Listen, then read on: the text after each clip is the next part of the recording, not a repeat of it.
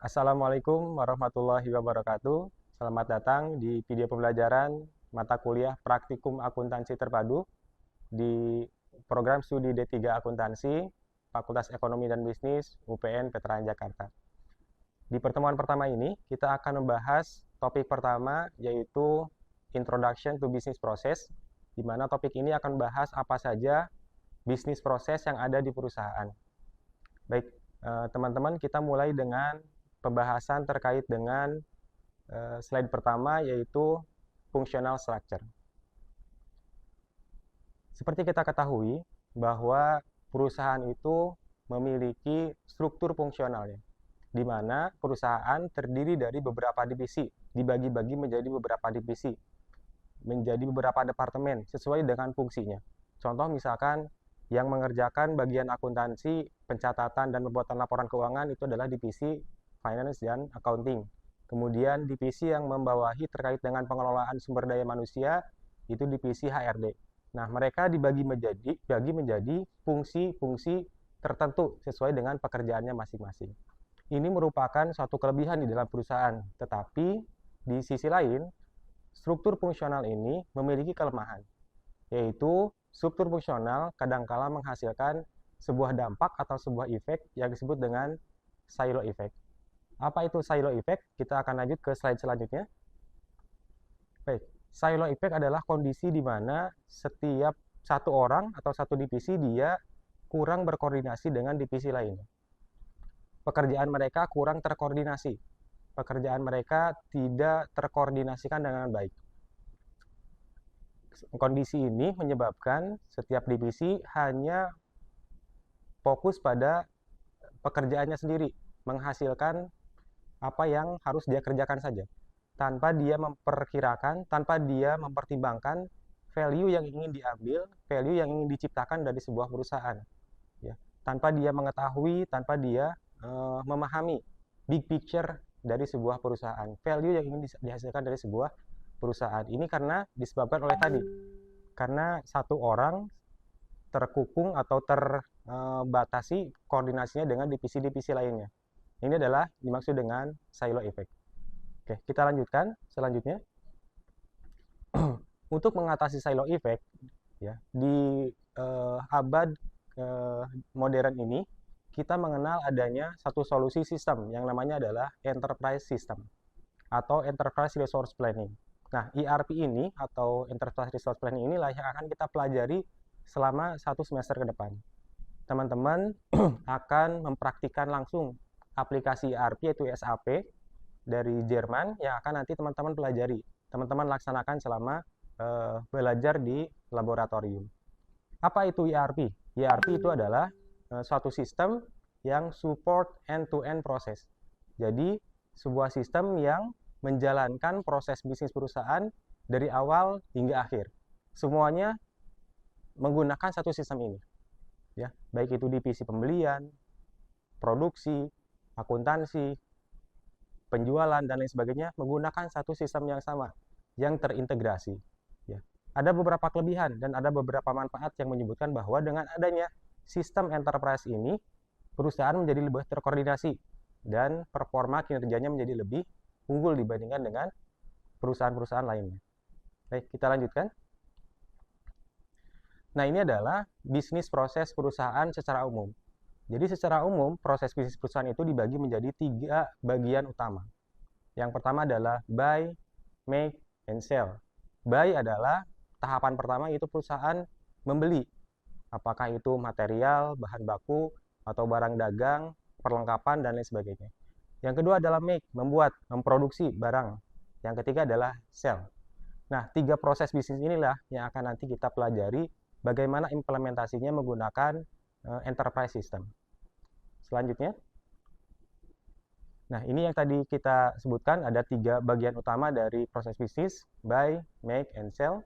Kita lanjutkan ke slide selanjutnya, yaitu terkait dengan pembagian bisnis proses.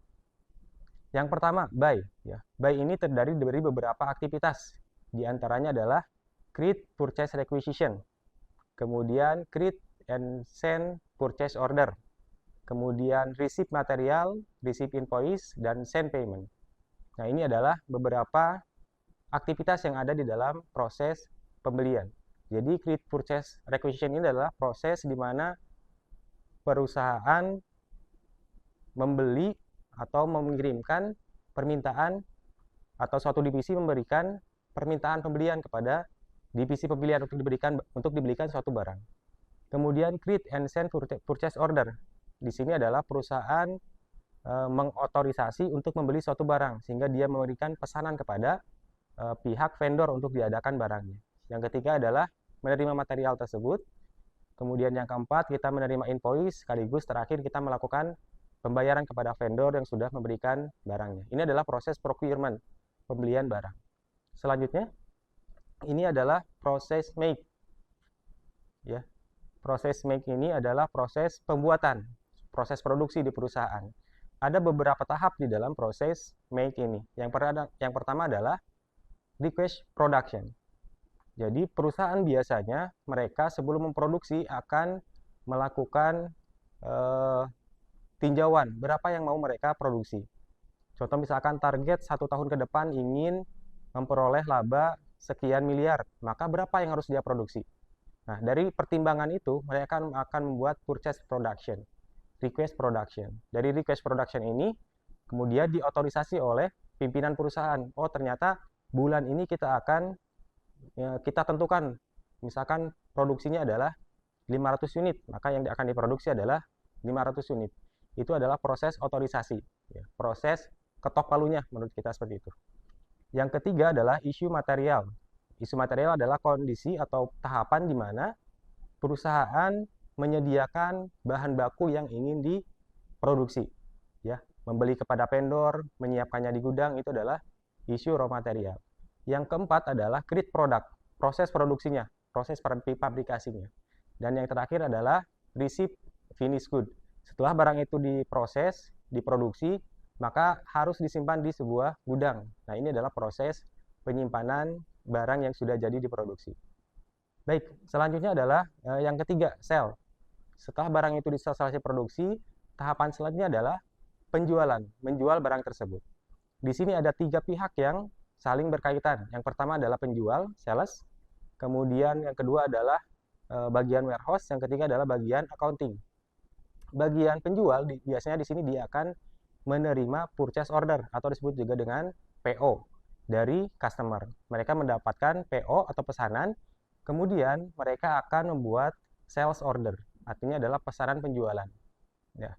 Yang ketiga adalah bagian gudang. Setelah bagian penjualan menerima purchase order, kemudian dia akan mengirimkannya ke bagian pergudangan. Untuk apa?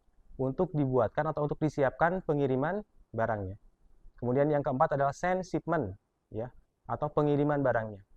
Kemudian setelah barang dikirimkan sampai kepada pembeli, yang itu adalah sebenarnya adalah tugasnya adalah bagian accounting, yaitu membuat invoice dan melakukan penagihan. Di akhir proses sell ini adalah proses penerimaan paymentnya, yaitu penerimaan pembayaran dari customer-nya. Nah, ini adalah 3 proses bisnis utama di perusahaan: buy, make, and sell. Selanjutnya, kalau tadi itu adalah 3 proses bisnis utama, ini adalah bisnis proses yang dilihat dari sisi modulnya. Ya. Jadi proses bisnis perusahaan itu dibagikan ke dalam klasterisasi 3 itu. Nah, yang 3 itu dikerjakan atau dibuat modulnya di dalam ERP, di dalam sistem enterprise, itu menjadi 8 modul utama. Ya. 8 modul ini adalah modul yang akan kita pelajari satu persatu selama 1 semester ke depan.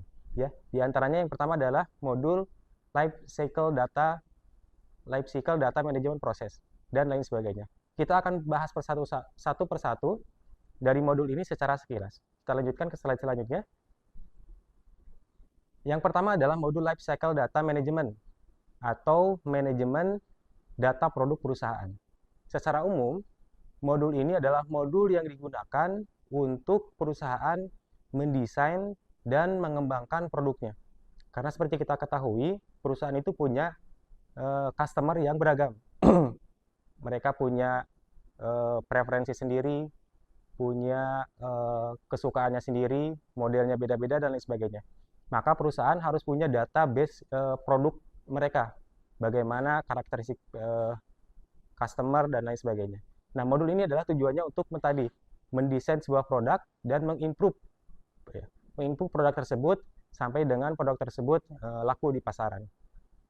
Oke, selanjutnya adalah yang kedua, yaitu material planning.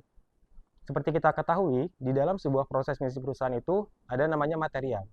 Material ini adalah bahan baku. Ya, perusahaan menghadapi dua kemungkinan bahan baku ini. Ya, karena bahan baku ini ada dua sisi, ya, efisiensi dan inefisiensi.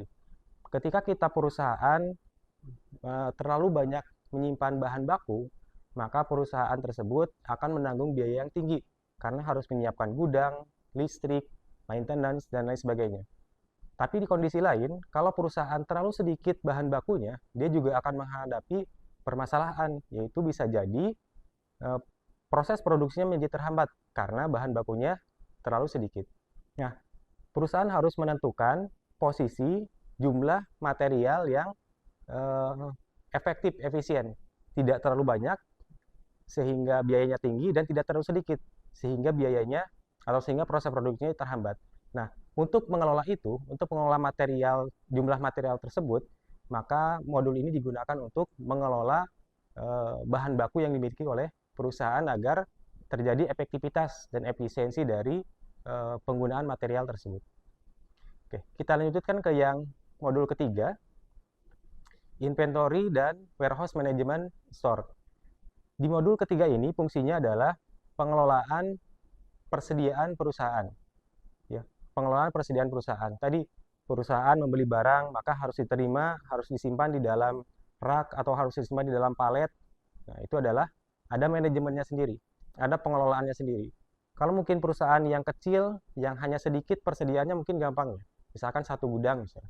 Tapi kalau perusahaan, misalkan perusahaan otomotif mobil, bayangkan mobil itu komponennya ratusan ribu gitu ya. Menyimpannya itu pastinya harus secara teratur agar ketika dibutuhkan mudah untuk diambilnya. Nah, modul ini adalah modul yang digunakan untuk pengelolaan tersebut. Bagaimana menyimpan barang, di mana kodifikasinya dan lain sebagainya. Ini adalah modul yang ketiga. Yang keempat adalah modul asset management dan customer service. Tadi ya, karena perusahaan itu proses bisnisnya luas, ya. Kemudian dia punya berbagai aset, gedung, mobil, motor, robot, mesin, dan lain sebagainya. Nah, aset-aset ini, aset tetap ini perlu dikelola dengan baik. Karena tentunya ini akan mempengaruhi proses produksi perusahaan. Nah, aset manajemen ini adalah untuk tadi, yang pertama adalah preventif, memelihara, agar aset perusahaan bisa berjalan secara yang diinginkan. Kemudian yang kedua adalah, selain preventif adalah korektif, perbaikan. Kalau misalkan mesinnya rusak, harus diperbaiki.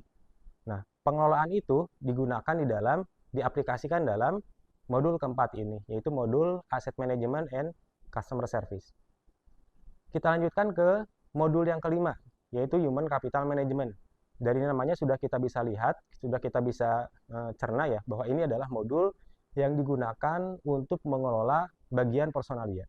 Ya, untuk meng-hire pekerja, kemudian untuk melakukan training, perencanaan pelatihan, untuk melakukan development, ya, bagaimana kompensasinya, benefitnya, dan lain sebagainya. Itu dikelola dengan Human Capital Management. Kemudian modul yang keenam adalah Project Management. Tentunya di perusahaan itu ada berbagai project, dari skala kecil sampai skalanya besar. Ya, mungkin untuk proyek-proyek yang kecil, kita tidak perlu menggunakan aplikasi, tidak perlu menggunakan sistem.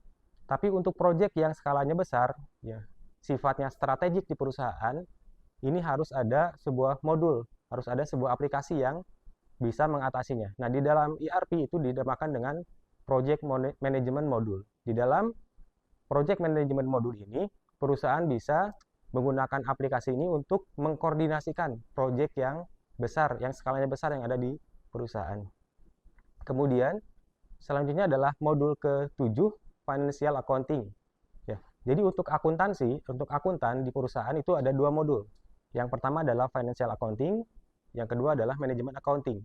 Yang ini adalah Financial Accounting. Tujuan dari Financial Accounting adalah mencatat dan membuat laporan, yang tujuan akhirnya adalah untuk memberikan kepuasan kepada stakeholder, ya, untuk memenuhi peraturan misalkan di Indonesia OJK atau peraturan bursa efek dan lain sebagainya. Nah, untuk membuat laporan-laporan ini untuk pihak luar perusahaan kita perlu namanya financial accounting module ya untuk mencatat dan membuat laporan. Kemudian yang kedelapan yang terakhir ini adalah manajemen accounting. Kalau yang tadi financial accounting, tujuan utamanya adalah untuk membuat laporan untuk pihak luar perusahaan agar mereka bisa melihat kondisi perusahaan. Yang kedelapan ini adalah manajemen accounting.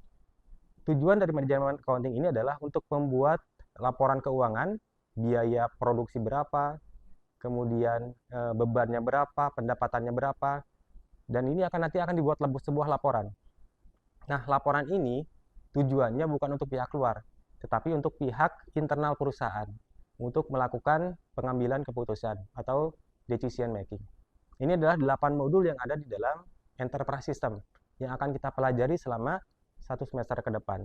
Modul-modul ini tujuannya tadi untuk mengkoordinasikan semua kegiatan perusahaan, semua struktur fungsional yang ada di perusahaan sehingga terkoordinasi dengan baik dan dapat bekerja secara efektif dan efisien. Sekian mungkin penjelasan untuk video pertama ini, di pertemuan pertama ini. Mudah-mudahan video ini bermanfaat. Sampai bertemu di video pembelajaran selanjutnya. Saya akhiri. Assalamualaikum warahmatullahi wabarakatuh.